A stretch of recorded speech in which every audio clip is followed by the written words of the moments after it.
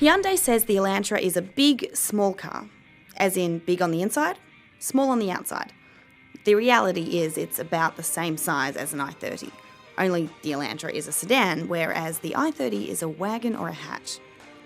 The Elantra is actually closer to being a small, medium-sized car, but the only thing that really matters is whether it's the right size for you. Its prices range from just under $21,000 to around $29,000. So like most Hyundais, it's pretty good value. This one is easily the best looking Elantra of all time, and it's an example of the new styling DNA, which Hyundai calls fluidic sculpture. The good news is it's a great handling car. The ride's a little harsh, but that pays for itself many times over by delivering more handling precision than you'd typically associate with a Hyundai.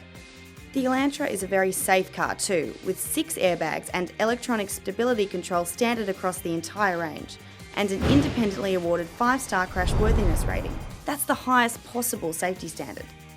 You can have any engine you like, as long as it's the 1.8 litre petrol with variable valve timing. There's a 6-speed manual, but if you want more fruit, you'll be driving the 6-speed auto. That's good news because the manual is acceptable, but the auto is excellent. Engine performance is adequate. It's no rocket ship, but it manages to keep up, especially if you're not afraid to give it a rev, and the fuel economy won't break the bank. The interior is very nicely done. The steering wheel is loaded with functions and controls for Bluetooth hands-free phone, music, cruise control, and trip computer. And if you step up to the Elite or Premium models, you'll also get a proximity key with engine start-stop button.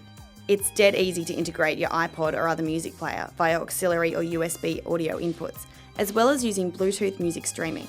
The Elantra also gets a standard full-size spare wheel, not a space-saver spare. That's a plus for Australian driving conditions.